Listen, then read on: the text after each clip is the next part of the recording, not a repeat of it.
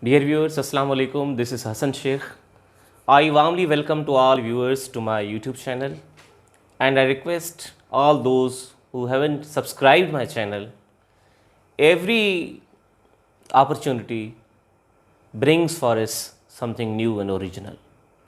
I always try to set my videos in English language, but apart from English language, I'm also making efforts to record my videos in Urdu and Sindhi languages respectively.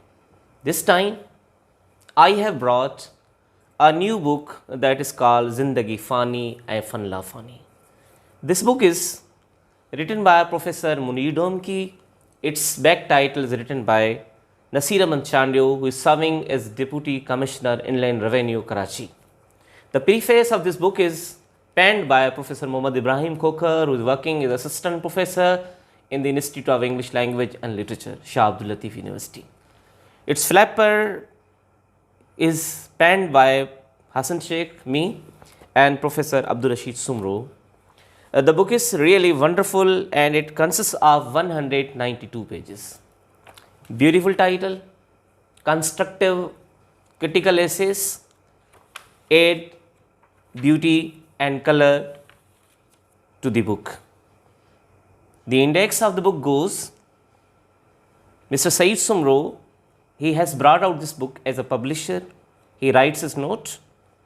Professor Mohammad Malla has also penned a beautiful write-up on Munir Domki as well as on the importance of book. Reshma Channa also wrote. The writer, Professor Munir Domki, has dedicated this book to his father and his son, who recently passed away from this beautiful universe.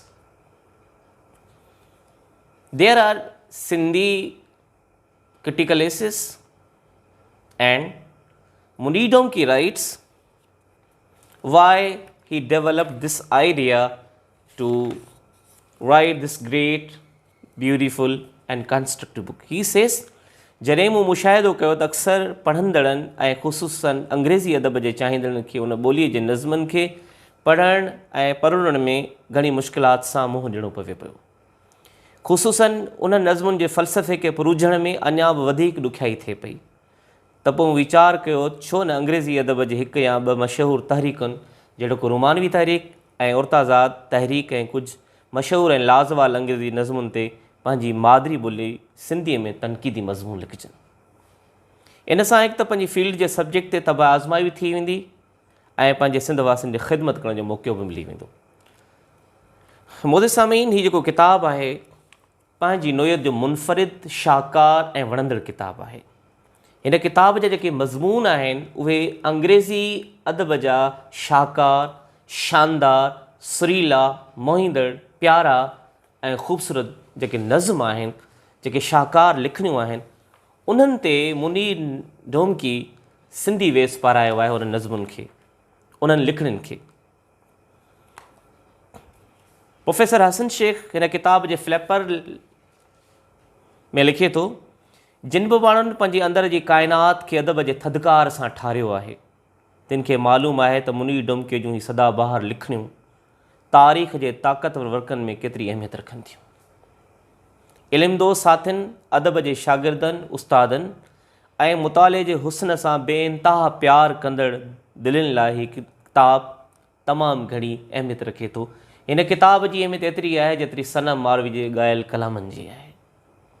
अंग्रेज़ी अदब जा उहे शागिर्द ऐं शागिर्दियाणियूं जिन जे निसाब में शामिल अंग्रेज़ अदीबनि ऐं शाइरनि जा लिखियल किताब ॿोलीअ जी दुश्वारी, ख़्यालनि जी ॾुखी ऐं मुंझाईंदड़ पेशकश सबबु पूरी तरह सम्झ में न अची सघिया आहिनि, त उहे ही मज़मून ऐं ॿिया लेख पढ़ी पंहिंजी सम्झ जो दाइरो वधाए सघनि था ऐं पंहिंजी सोच खे बुलंदी अता कंदे ख़्यालनि जी हुस्नाकीअ खे आसानीअ सां सम्झी सघनि था। तंहिं बाद संदसि ज़हन जे आसमान ते सुकून ऐं इत्मिनान ॼाण ॻणिया सितारा ईअं चमकंदा रहंदा जीअं शेख अयाज़ जी शाइरीअ में थर जा लुभाईंदड़ मंज़र रक़्स कंदा आहिनि। हिन किताब में मोज़िज़ सामीन ऐं मोज़िज़ नाज़रीन, हिन किताब में असांखे John Keats, William Wordsworth, Emily Dickinson, T S. Eliot, Robert Frost, William Blake, Robert Browning John Milton, John Donne समेत तमामु बहितरीन अंग्रेज़ी जेके नज़्म आहिनि, अंग्रेज़ी जेका शाइरी आहे उन ते बहितरीनु किताबु आहे। ऐं प्रोफेसर मुनी डमकी इहा कोशिशि कई आहे, इहा हिकिड़ी उनजी तमामु घणी साराह लाइक़ु हिकिड़ी कोशिशि आहे त हुन हिन किताब खे आणे बुनियादी तौर ते अंग्रेज़ी ॿोलीअ सां चाह रखंदड़, अंग्रेज़ी अदब में जेके MA कनि था, जेके BS जी डिग्री हासिलु कनि था, कुझु मसइलनि जे करे, ॿोली जी दुश्वारी जे करे, कुझु टेक्निकल फॉल्ट्स जे करे, या उनजी ॿोली उन लेवल जी न आहे जंहिंजे करे उन्हनि खे उहे ओरिजिनल ख़ालिस ख़्याल सम्झ में नथा अचनि, त मुनी डोमकी जो हीअ किताबु पढ़ी करे अव्हां जेके बि शाहकार लिखणियूं आहिनि उन्हनि खे भरपूर तरीक़े सां सम्झी सघो था। इन किताब जी हिकिड़ी ख़ुसूसियत तमामु घणी इहा बि आहे त सपोज़ कयो मिसाल तौर ख़िज़ां जी मौसम खे ख़िताबु, ख़िज़ां जी मौसम खे ख़िताबु हिकिड़ो नज़्म आहे, जॉन कीट्स जो नालो आहे टू ऑटम।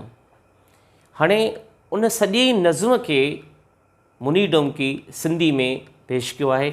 उन सां गॾोगॾु किथे किथे हुन उर्दू ॿोली जो हवालो बि ॾिनो आहे, सिंधी शाइरनि जा हवाला बि ॾिना आहिनि, ऐं अंग्रेज़ी जो ओरिजिनल टेक्स्ट बि जॉन कीट्स जो ॾिनो आहे, जंहिंजे करे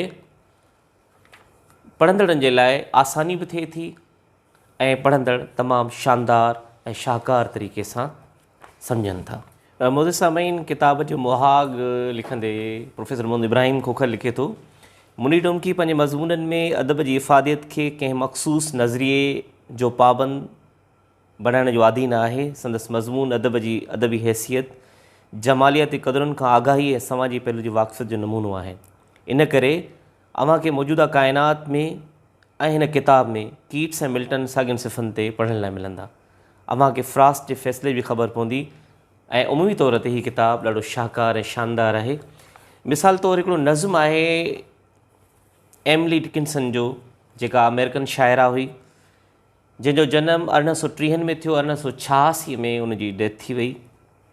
उहा पंहिंजे नज़्म सक्सेस इज़ काउंटेड स्वीटेस्ट, उन नज़्म में ॾेखारे थी त कामयाबी जी अहमियत छा आहे, कामयाबी हासिलु करण जे लाइ माण्हुनि कहिड़नि कहिड़नि दुश्वार मरहलनि मां गुज़रे थो, ऐं कामयाबी खां पोइ माण्हुनि कहिड़ी हिकिड़ी फ़रहत वारी हिकिड़ी पोज़ीशन में अचे थो ऐं कहिड़ा अहसास उनजा हुजनि था।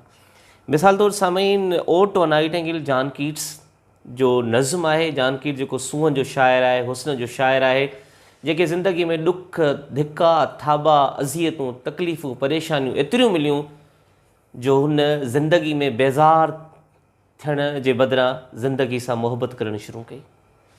हुन पखियुनि जे आवाज़नि में, वणनि जे लुॾंदड़ लामुनि में, काइनात जे रंगनि में हुस्न ऐं ज़िंदगी जो अक्स ॻोल्हियो। पंहिंजे दोस्त जे घर हिकु दफ़ो नाश्तो करे पियो ऐं उनजे कननि ते बुलबुल जो आवाज़ु पियो, कोयल जो आवाज़ु पियो, त हुन नाश्तो अध में छॾियो ऐं टेबल उते छॾियईं, कुर्सी खणी करे वण जे हेठां रखियईं, ऐं जॾहिं उहो नज़्म, जॾहिं उहो म्यूज़िक ॿुधईं, कोयल जो आवाज़ु, त हुन में खोइजी वियो। उनजे अंदरां जेका आहे एॾी हिकिड़ी माना थधिकार वारी मौसम आई ऐं हुनजा समूरा दर्द, ॾुख, तकलीफ़ूं उहे लुढ़ी वयूं ऐं हुन पंहिंजा आर्ज़ी तौर ते ईअं महसूसु कयो त हिकिड़ी हसीन, ख़ूबसूरत ऐं वणंदड़ वादी में अची वियो आहे। ऐं जॾहिं हू नज़्म लिखे थो, उन नज़्म में कहिड़ियूं कहिड़ियूं कैफ़ियतूं आहिनि, जंहिंमें ॾुख आहे, सूर आहे, ज़िंदगी जा जेके आहिनि शिकायतूं आहिनि, ज़िंदगी जा दर्द आहिनि, उहे समूरा हिन में कीट्स लिखे थो। My heart aches and a drowsy numbness pains my sense as though of hemlock I had drunk. Keats लाइ बुलबुल जो गीत मुनी डोमकी लिखे थो, कीट्स लाइ बुलबुल जो इहो गीत, हुनजो मिठड़ो गीत ऐं मौजूदगी निज ख़ुशीअ जी अलामत आहे। जॾहिं त इंसानी ज़िंदगीअ जो नुहो इहो आहे त इंसान दुनिया में सभिनी मख़लूक़नि में सभ खां आला मख़लूक़ हूंदे बि पैदाइश ते वक़्त खां वठी हयाती जे आख़िरी पसान ताईं हू ख़ुशीअ जे चंद घड़नि लाइ सिकंदो ऐं तरसंदो रहे थो। मसनूई दौर में इंसानु एतिरो फासी चुको आहे जो हुनखे ख़ुशी, सुकून जी तलाश आहे ऐं ॾुखारो रहे थो।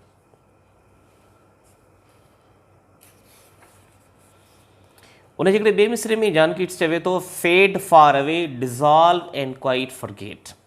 Fade far away, dissolve and quite forget what thou among the leaves hast never non.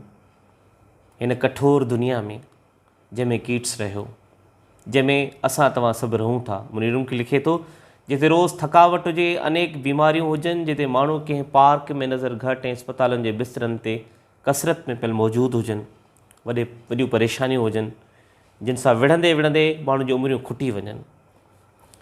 The weariness, the fever and the fret, here where men sit and hear each other groan. त हीअ किताबु तमामु बहितरीनु ऐं शानदार किताबु आहे, शाहकार किताबु आहे।